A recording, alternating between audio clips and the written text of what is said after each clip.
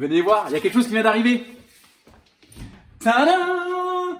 C'est mon vélo! Et c'est le moment de vous montrer comment on va le monter une fois qu'on a rouvert ce carton. L'outil, le seul outil que vous avez besoin, c'est un cutter ou un couteau pour couper ces petits scotch, toc, toc, toc, toc, afin d'ouvrir le carton. Ne le dévorez pas, ça sert à rien, ça peut toujours servir. Ça y est! C'est à nous! Hop!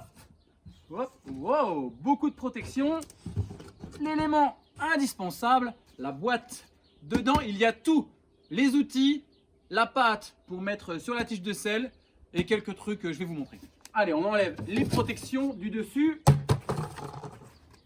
Il va pas y avoir beaucoup de boulot, hein? Venez voir. Ça va être assez simple. Allez, maintenant, c'est le moment de sortir le vélo en un bloc. Hop là, il est tout attaché.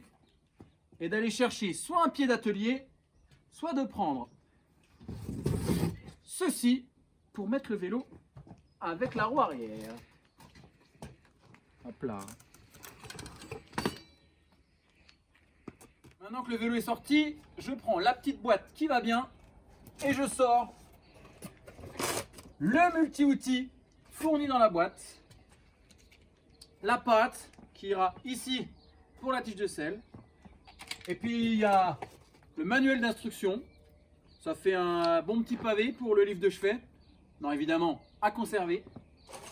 Et tous les accessoires qui vont avec le vélo. En l'occurrence, ici, le vélo est équipé en SRAM. Donc il y a pas mal de pièces de rechange qui vont avec le groupe SRAM. Pour ceux qui veulent rouler la nuit. Et une petite musette. Pour commencer, on enlève la tige de sel qui est bien le long du tube diagonal. Regardez, bien protégé avec ces petites mousses à conserver avec le bike guard. Vous l'avez payé, ça peut servir si un jour vous avez un entretien à faire et à renvoyer votre vélo chez Canyon. Ça pourra toujours servir. Avec la pâte de montage, on en met sur la tige de sel. On prend ses doigts, on en met autour du trou pour mettre ça. Et on fait glisser sa tige de sel à peu près ici. C'est le moment d'enlever la roue avant avec toutes les protections qui vont autour. Avec encore une fois toutes les mousses qui se sont mises entre la roue et le cadre pour éviter toutes les mauvaises rayures. Hop. Et j'ai ma roue avant qui est maintenant prête à être mise ici. Je ne peux pas mettre la roue avant parce que le guidon est mis de telle manière à ce que la roue ne puisse pas être mise en place. Donc même manœuvre que pour la tige de sel. Je retire le guidon. Hop, ici et ici. Voilà, vraiment rien de plus simple. Allez, c'est le moment de se servir de notre multi-outil. Enfin ça, pas encore. Regardez, on prend la plus petite des clés à laine. On vient dévisser. Allez, je pose ça là. Hop, par terre. Je dévisse le capuchon. Rien de plus simple. Hop là. Faut être habile de ses doigts. Hein. Vous imaginez bien. On garde ça. On prend le cintre avec la potence. On n'a plus qu'à la mettre dedans. En ayant vérifié qu'ici c'était bien desserré. Voilà. Je règle ma hauteur avec les bagues comme je veux. Et je remets évidemment mon capuchon.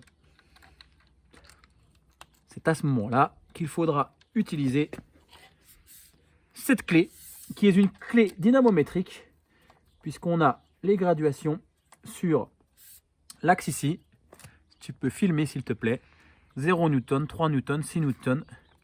Et quand on sera arrêté, voilà, hop, 4 Newton. Ça y est, je vais pouvoir mettre ma roue avant. Je la prends.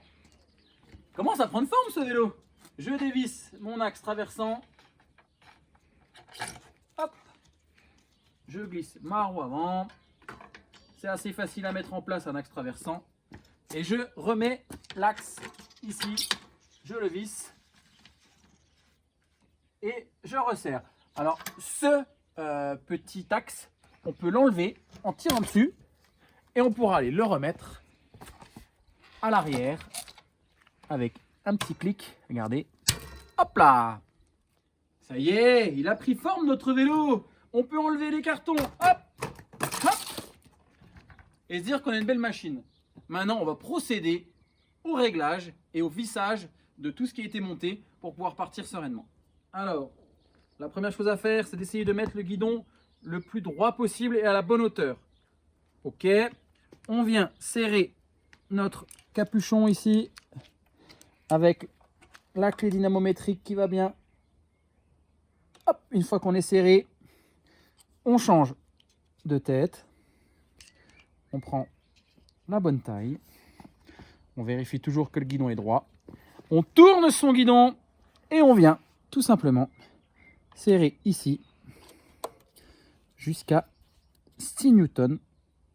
Mais pour cela, je vous invite à consulter le manuel pour vérifier les serrages. C'est le moment de régler la hauteur de selle. Pour moi, c'est 72,8. Hop, je sais que je suis ici. Et maintenant, je viens serrer derrière le tube, ici. Mon vélo est quasi prêt à rouler. Je vais vérifier le freinage et encore quelques serrages avant de pouvoir mettre les pédales et partir en balade. J'ai mes pédales, je les monte dessus, c'est le moment.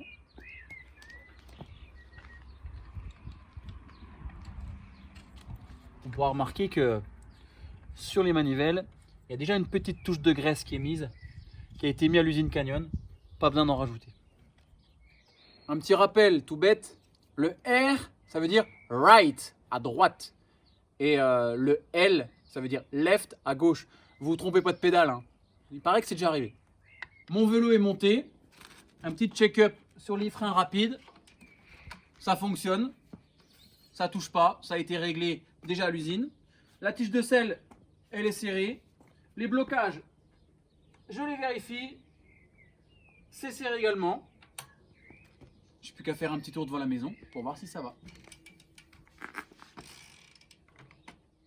Un petit essai devant la maison, voir si les vitesses passent bien. Normalement, tout a été réglé et tout est prêt à être utilisé. Je vérifie.